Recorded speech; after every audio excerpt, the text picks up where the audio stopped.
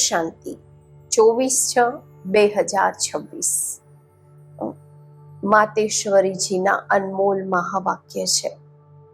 આ કર્મ ક્ષેત્ર પર કર્મ અનાદિ વસ્તુ છે. તમારે કર્મ છોડવાનું નથી, પરંતુ કર્મ યોગી બનવાનું છે. જગદંબા માના સ્મૃતિ દિવસ પર સંભળાવવા માટે એમના દ્વારા ઉચ્ચારેલા મધુર મહાવાક્ય. આ સૃષ્ટિ કર્મની ખેતી છે, જ્યાં દરેક મનુષ્યાત્મા પોતપોતાનો પાર્ટ પ્લે કરી રહી છે. આમાં પરમાત્માનો પણ પાર્ટ છે, પરંતુ તે આત્માઓની જેમ જન્મ મરણમાં નથી આવતા. આત્માઓની જેમ એમના કર્મનું ખાતું ઉલટું નથી બનતું. તે કહે છે, હું તો માત્ર તમને આત્માઓને લિબરેટ કરવા આવું છું. એટલે મને લિબરેટર, બંધનથી છોડાવવા વાળા, ગતિ સદગતિ દાતા કહે છે. આત્મા પર માયાનું જે બંધન ચડ્યું છે એને ઉતારીને પ્યોર બનાવે છે અને કહે છે કે મારું કામ છે આત્માઓને સર્વ બંધનોથી છોડાવીને પાછા લઈ જવા. તો સૃષ્ટિનો જે અનાદિ નિયમ અને કાયદા છે એને પણ સમજવાના છે. પછી આ મનુષ્ય સૃષ્ટિની વૃદ્ધિ કેવી રીતે થાય છે? પછી તે ટાઈમ પણ આવે છે જ્યારે આ ઓછી થાય છે. વૃદ્ધિ થતી જાય છે. એક સમય એવો પણ આવે છે કે વૃદ્ધિ અટકી જાય છે. એવું નહીં કે વધે છે તો વધતી જ જાય છે, નહીં, ઓછી પણ થાય છે. તો સૃષ્ટિમાં દરેક વસ્તુનો નિયમ છે. પોતાના શરીરનો પણ નિયમ છે. પહેલા વાળ, બાલ અવસ્થા, પછી કિશોર અવસ્થા, પછી યુવા, પછી વૃદ્ધાવસ્થા. તો વૃદ્ધ પણ જલ્દી નહીં, વૃદ્ધ થતા થતા જર્જરીભૂત થઈ જાય છે. તો દરેક વાતનો વધવું અને એનો અંત થવો આ પણ નિયમ છે. આ જ રીતે સૃષ્ટિની જનરેશન્સનો પણ નિયમ છે. એક જીવનની પણ સ્ટેજીસ છે, તો પછી જન્મોની પણ સ્ટેજીસ છે. એક જન્મમાં પણ જે બાલ અવસ્થા, કિશોર અવસ્થા, યુવા અવસ્થા, અલગ અલગ અવસ્થામાં જઈએ છીએ, એવી જ રીતે અલગ અલગ જન્મોની પણ સ્ટેજ છે. પછી જનરેશન્સ પણ જે ચાલી એની પણ સ્ટેજીસ છે. એ જ રીતે બધા ધર્મોની પણ સ્ટેજીસ છે. દરેક વસ્તુએ, દરેક ધર્મોએ, દરેક જન્મોમાં, દરેક આત્માએ અલગ અલગ સ્ટેજમાંથી પાસ થવું પડે. સતો, રજો, તમો. બાબા કહે છે પહેલો જે ધર્મ છે તે સૌથી તાકાતવાળો છે. પછી ધીમે ધીમે જે આવે છે એની તાકાત ઓછી થતી જાય છે. તો ધર્મોનું વહેંચાવું, ધર્મોનું ચાલવું, દરેક વાત નિયમોથી ચાલે છે. અલગ અલગ ધર્મોમાં સૃષ્ટિ વેચાઈ ગઈ ને, એ બધું નિયમથી ચાલે છે. આ બધી વાતોને પણ સમજવાની છે. આ હિસાબથી બાપ પણ કહે છે મારો પણ આમાં પાર્ટ છે. હું પણ એક આત્મા છું. હું ગોડ કોઈ બીજી વસ્તુ નથી. હું પણ આત્મા જ છું, પરંતુ મારું કામ ખૂબ મોટું અને ઊંચું છે. એટલે મને ગોડ કહે છે, ભગવાન કહે છે. જેવી તમે આત્મા છો, હું પણ એવો જ છું. જેમ તમારું બાળક છે એ પણ તો મનુષ્ય છે, આપ પણ તો મનુષ્ય છો. એમાં તો કોઈ ફરક નથી ને. તો હું પણ આત્મા જ છું. આત્મામાં કોઈ ફરક નથી, પરંતુ કર્તવ્યમાં ખૂબ ભારે ફરક છે. એટલે કહે છે મારું જે કર્તવ્ય છે તે સૌથી ભિન્ન છે, અલગ છે. હું કોઈ હદના એક ધર્મનો સ્થાપક નથી. હું તો દુનિયાનો ક્રિએટર છું. તે થઈ ગયા ધર્મોના ક્રિએટર. ધર્મ સ્થાપક.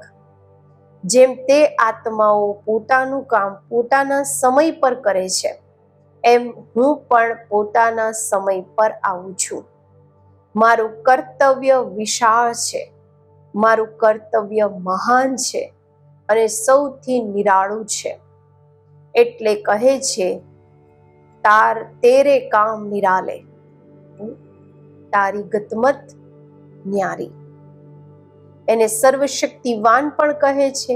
સૌથી શક્તિશાળી કામ છે આત્માઓને માયાના બંધનોથી છોડાવવા અને નવી દુનિયાની સેપલિંગ લગાવવી, કલમ લગાવવી.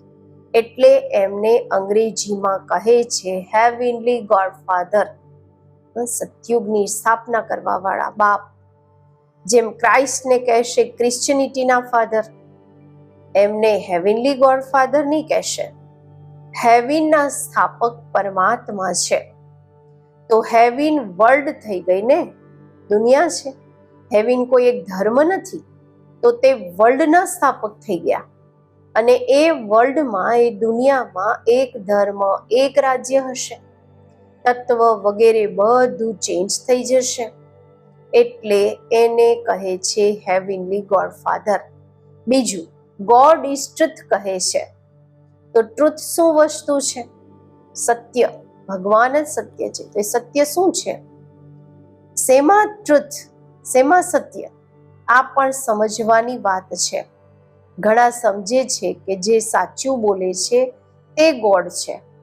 ગોડ કોઈ બીજી વસ્તુ નથી, બસ સાચું બોલવું જોઈએ. પરંતુ નહીં. ગોડ ઇઝ ટ્રુથનો મતલબ જ છે કે ગોડે જ આવીને બધી વાતોની સચ્ચાઈ બતાવી. ગોડ ઇઝ ટ્રુથ એટલે ગોડ જ ટ્રુથ બતાવે છે, સત્ય વાતો બતાવે છે, એમાં જ સચ્ચાઈ છે. ત્યારે તો એમને નોલેજફુલ કહે છે. Ocean of knowledge, ocean of bliss, God knows. Baba કહે છે ઈશ્વર જાણે છે. ગોડ નોઝ, એ બધું જાણે છે. એ જ્ઞાનનો સાગર છે, દયાનો સાગર છે. તો જરૂર વિશેષ કઈ જાણવાની વાત છે ને, તો તે કઈ જાણકારી છે? આ નહીં કે આણે ચોરી કરી. ગોડ ઇઝ નોઝ, એ બધું જાણે છે એટલે કોણે ચોરી કરી એ પણ એને ખબર છે. ભલે એ જાણતા બધું છે, પરંતુ એની મહિમા જે છે ને, તે આના પર છે કે અમારી દુનિયા જે નીચે ઉતરી ગઈ છે, નીચે પડી ગઈ છે, એ ઊંચી કેવી રીતે ચડે. આ ચક્રની વાતોને એ જાણે છે. એટલે કહે છે ગોડ નોઝ, એ જાણે છે. તો પરમાત્માની મહિમા એ રીતે આવે છે જે મનુષ્યથી ભિન્ન છે, અલગ છે. કારણ કે એમનું જાણવું સૌથી અલગ છે. મનુષ્યનું જાણવું હદ છે, કહે પણ છે મનુષ્ય અલ્પજ્ઞ છે. અને પરમાત્માના માટે કહે છે એ સર્વજ્ઞ છે. મનુષ્ય થોડું જાણે છે, આ જન્મનું જાણે છે, થોડી વાતોને જાણે છે, અને પરમાત્મા બધું જાણે છે. ત્રણેય લોકો, ત્રણેય કાળોને જાણે છે. એટલે એને કહે છે સર્વજ્ઞ, જેને અંગ્રેજીમાં નોલેજફુલ કહે છે. એટલે કે સર્વના જ્ઞાતા અથવા જાણવા વાળા છે. તો જે સર્વજ્ઞ છે એ જ સત્યને જાણી શકે છે.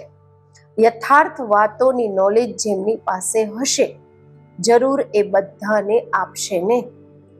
જો પોતે જાણે બીજાને ન આપે તો એનાથી અમને શું ફાયદો? જાણવા દો, પરંતુ નહીં. એમની જાણકારીથી અમને કોઈ ફાયદો મળ્યો છે ત્યારે તો અમે એની ક્વોલિફિકેશન્સ ગાઈએ છીએ. બાબાની જાણકારીથી આપણા જીવનમાં ફાયદો થયો. એ જે જાણે છે ને આપણને સત્ય જ્ઞાન આપે છે, એનાથી આપણને ફાયદો થયો.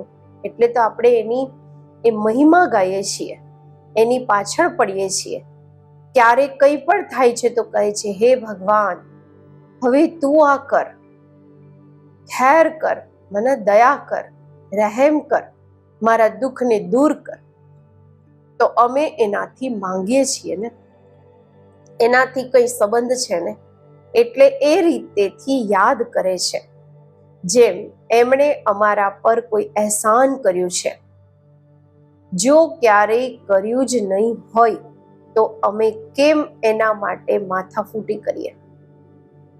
જ્યારે કોઈ મુસીબતના સમયે મદદ કરે છે તો દિલમાં આવે છે કે આમણે બહુ મોટી મુસીબતના સમયે મને હેલ્પ કરી હતી, સમય પર મારી રક્ષા કરી હતી, તો એના પ્રત્યે દિલમાં પ્રેમ રહે છે.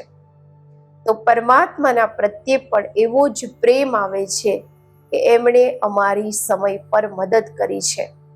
પરંતુ એવું નહીં કે ક્યારેક કોઈ મનુષ્યનું સારું થઈ ગયું તો કહે ભગવાને કર્યું, બસ ભગવાન એવું જ કરે છે. પરંતુ એનું મોટું કામ છે, વર્લ્ડનું કામ છે, દુનિયાના સંબંધની વાત છે. બાકી એવું નહીં કે કોઈને થોડા પૈસા મળી ગયા એ ભગવાને કર્યું. આ તો અમે પણ સારા કર્મ કરીએ છીએ તો એ કર્મનું ફળ મળે છે. સારા ખરાબ કર્મોનો હિસાબ ચાલે છે, એનું જ અમે પામતા રહીએ છીએ. પરંતુ પરમાત્માએ આવીને જે કર્મ શીખવ્યા એનું જે ફળ છે તે અલગ છે. અલ્પકાળનું સુખ તો બુદ્ધિના આધાર પર પણ મળે છે, પરંતુ એમણે જે નોલેજ આપી એનાથી અમે સદા સુખ પામીએ છીએ. તો પરમાત્માનું કામ અલગ થઈ ગયું ને. એટલે કહે છે કે હું જ આવીને કર્મની જે યથાર્થ નોલેજ છે, જ્ઞાન છે, એ શીખવું છું. જેને કહે છે કર્મ યોગ શ્રેષ્ઠ છે. આમાં કર્મને ઘર ગ્રહસ્થને છોડવાની વાત નથી. માત્ર તમે પોતાના કર્મને પવિત્ર કેવી રીતે બનાવો એની નોલેજ હું બતાવું છું. તો કર્મને પવિત્ર બનાવવાના છે, કર્મને છોડવાના નથી. કર્મ તો અનાદિ વસ્તુ છે. આ કર્મ ક્ષેત્ર પણ અનાદિ છે. મનુષ્ય છે તો કર્મ પણ છે, પરંતુ એ કર્મને તમે શ્રેષ્ઠ કેવી રીતે બનાવો તે આવીને શીખવું છું. જેનાથી પછી તમારા કર્મનું ખાતું અકર્મ રહે છે. અકર્મનો અર્થ છે કોઈ ખરાબ ખાતું નથી બનતું. બાપ કહે છે હું આ નાનકડા સંગમ યુગમાં તમારા દેશ, આ કોર્પોરિયલ દુનિયામાં, સાકારી દુનિયામાં તમારા માટે જ આવ્યો છું. તો કમસે કમ જેટલો ટાઈમ છે એટલો ટાઈમ તો કંઈક અમારો ખ્યાલ કરો, મારો પણ વિચાર કરો. બાબાના બન્યા છો તો કમસે કમ એટલો ટાઈમ તો શુદ્ધ રહો. પછી તો તમારી એવી પ્રારબ્ધ બની જશે જે તમને એ દુનિયામાં મહેનત નહીં કરવી પડશે. અત્યારે થોડી મહેનતની વાત છે. અત્યારે તમે કેવી રીતે પણ મરીને મીટીને પણ પવિત્ર રહેવાની પ્રતિજ્ઞા કરો. પોતાની દ્રઢતા રાખો, પોતાની ધારણાઓમાં રહેવાનો પૂરો પ્રયત્ન કરો. બાપ તમને સાફ સાફ બતાવે છે તમે માત્ર આટલા થોડા ટાઈમના માટે આ મહેનત કરો. હું તમને બીજી કોઈ મહેનત નથી કરાવતો. તમને જેટલું મળ્યું છે એની તુલનામાં કોઈ મહેનત જ નથી. એવું નહીં માત્ર કહેતા રહો હું આ કરીશ, આ તે કરીશ, દુનિયા શું કહેશે, તે શું કહેશે. અરે દુનિયા શું કહેશે, છોડી દો એને. અત્યારે આ દુનિયા જ જવા વાળી છે. હવે તો મોત સામે ઊભું છે. તમે આટલું લાંબુ જોડું જે બનાવીને બેઠા છો એ બધું વેસ્ટ જ કરી રહ્યા છો. અત્યારે બાપ કહે છે એ વેસ્ટને બચાવો, એ વ્યર્થને બચાવો. આ શરીર નિર્વાહના માટે જેટલું ઈચ્છો એટલું ભલે કરો. જેટલું તમારો ક્રિએશનની સાથે હિસાબ કિતાબ છે, રચનાની સાથે હિસાબ કિતાબ છે, એટલું કરો. હું ક્યાં સંભાળીશ? એને તમારે સંભાળવાના છે. જે જરૂરી છે તે તો તમને ફ્રી કરું છું, પરંતુ અત્યારે જે એક્સ્ટ્રા રચી રહ્યા છો એના માટે મનાઈ કરું છું. નવી રચના નહીં રચો, જે છે એની સંભાળ કરો. બાબા કહે છે કારણ કે અત્યારે એ પણ તો ઉતરવાના જ છે ને, કારણ પોતાનો ફાલતુ સમય ગુમાવી રહ્યા છો. આ ફાલતુના ઝંઝટોથી જ તમે દુઃખી થયા છો. એ ઝંઝટોથી તમે કેવી રીતે છૂટો એ જ તો તમને બતાવું છું. છતાં પણ બેસીને અનેક બહાના લગાવવા, આ ક્યાંની રીત છે? પછી બાપ પણ કહે છે, જોઈ લેજો, અત્યારે જો મને સીધી આંગળી નથી આપતા, હાથ નથી આપતા, તો પછી હું એવું નાક પકડીને લઈ જઈશ. નાક પકડશે તો પછી દમ ઘૂટશે, પછી દુઃખ થશે, સજાઓ ખાવી પડશે ને. એટલે કહે છે અત્યારે હાથમાં હાથ આપીને સીધા ચાલવાનો ટાઈમ આવી ગયો છે.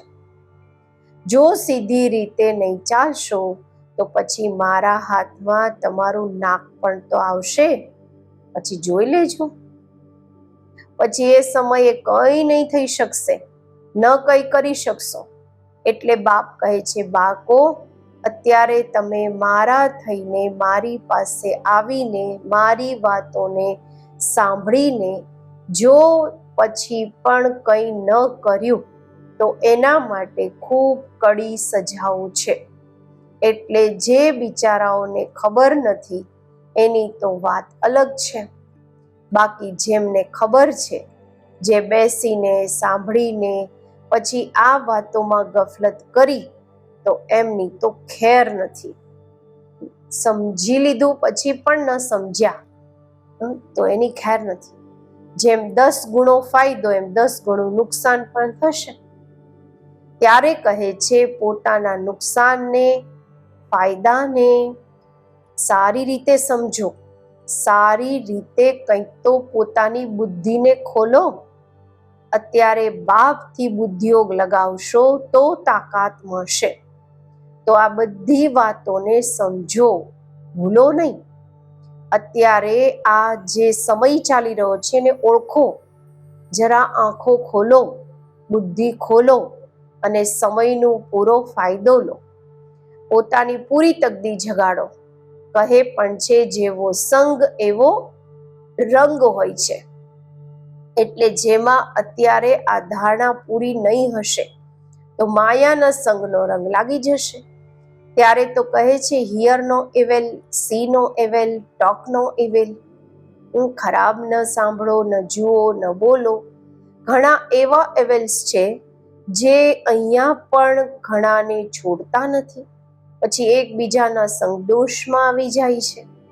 તો કહે છે એવા સંગદોષથી બચા રહો. એવું નહીં સમજો કે સંગદોષ બહાર છે, અહીંયા નથી. નહીં, અહીંયા પણ એ ફરતા રહે છે, કારણ કે એમનું રાજ્ય છે ને. એટલે બાપ કહે છે સારી રીતે કવચ પહેરીને રહો. કવચ હશે તો એની ગોળી લાગશે નહીં. યોગનું જ કવચ છે, જ્ઞાનની તલવાર છે. આ બધા અસ્ત્ર શસ્ત્રને પોતાની પાસે સારી રીતે સંભાળીને રાખો. કહે પણ છે જે કરે છે તે પામે છે. આ તો ભવિષ્ય પ્રાલબ્ધ બનાવવાની વાત છે. અહીંયા તો પ્રાલબ્ધ નથી ભોગવવાની ને. અહીંયા તો કોઈ ગુરુ બનીને નથી બેસવાનું. આમાં કોઈ મિસઅન્ડરસ્ટેન્ડ ન કરે, ગલત ફહેમી નહીં હોવી જોઈએ. એટલે આ બધું સમજાવવામાં આવે છે. તો આ બધી વાતો ધ્યાનમાં રાખીને પોતાને સેફ રાખવાનું છે. અહીંયા કોઈ ખર્ચા વગેરેની વાત નહીં હોવી જોઈએ. અત્યારે આ બધો ખર્ચો બીજાના કલ્યાણ અર્થ જ યુઝ કરવાનો છે. એક પાઈ પણ આ બધા આ જ કાર્યમાં લગાવવાની છે.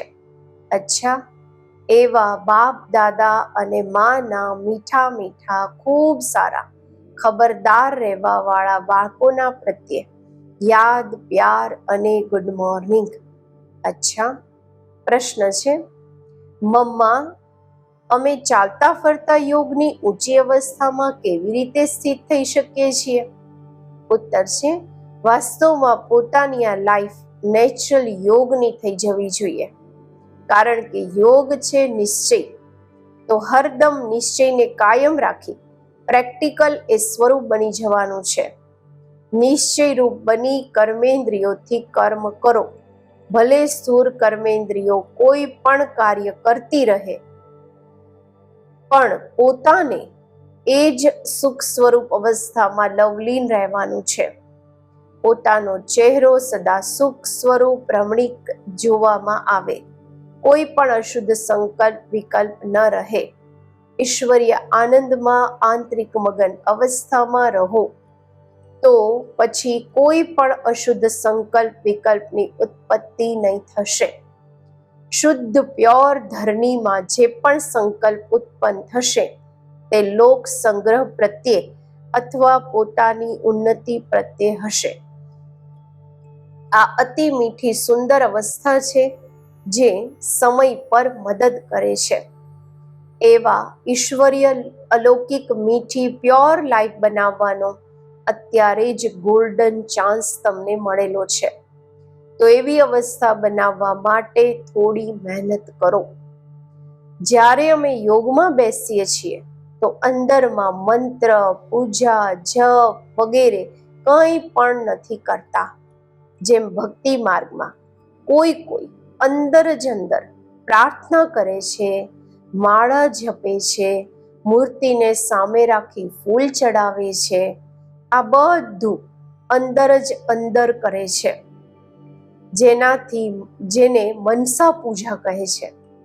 પરંતુ અમારા યોગમાં અમે માત્ર પોતાના સ્વ સ્વરૂપમાં સ્થિત થઈ સુખ સ્વરૂપ બની જઈએ છીએ.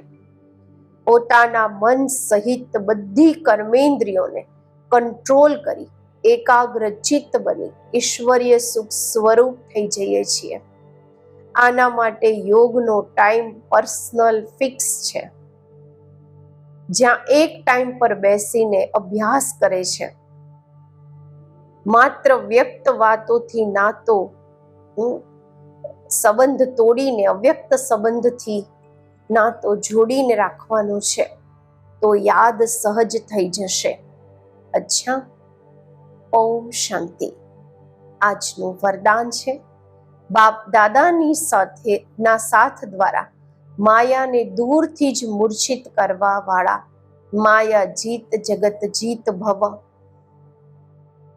જેમ બાપના સ્નેહી બન્યા છો તેમ બાપને સાથી બનાવો, તો માયા દૂરથી જ મૂર્છિત થઈ જશે. શરૂનો જે વાયદો છે, તમારાથી જ ખાઈએ, તમારી સાથે બેસીએ, તમારી સાથે રૂહને રીઝાવીએ, આ વાયદા પ્રમાણે આખી દિનચર્યામાં દરેક કાર્ય બાપની સાથે કરો, તો માયા ડિસ્ટર્બ નથી કરી શકતી. એનું ડિસ્ટ્રક્શન થઈ જશે, માયાનો વિનાશ થઈ જશે. તો સાથીને સદા સાથે રાખો. સાથની શક્તિથી જ કે મિલનમાં મગન રહેવાથી માયા જીત જગત જીત બની જશો. સ્લોગન છે, પોતાની ઊંચી વૃત્તિથી પ્રવૃત્તિની પરિસ્થિતિઓને ચેન્જ કરો. અવ્યક્ત ઈશારા, સદા હર્ષિત રહેવા માટે પોતાની નેચરને સરળ બનાવો, સહનશીલ બનો. અવ્યક્ત સ્થિતિરૂપી દર્પણને સાફ અને સ્પષ્ટ કરવા માટે સરળતા, શ્રેષ્ઠતા અને સહનશીલતા, આ 3 વાતો પર ધ્યાન આપો. જો ત્રણેયમાંથી એક પણ વાતની કમી છે તો દર્પણ પર પણ કમીના દાગ દેખાશે. એટલે જે પણ કાર્ય કરો છો એમાં સાધારણતા જોવામાં ન આવે. સાધારણતાને શ્રેષ્ઠતામાં બદલી કરો. દરેક કાર્યમાં સહનશીલતા અને વાણીમાં સરળતાને ધારણ કરો ત્યારે સર્વિસમાં સફળતા જોવામાં આવશે. ઓમ શાંતિ.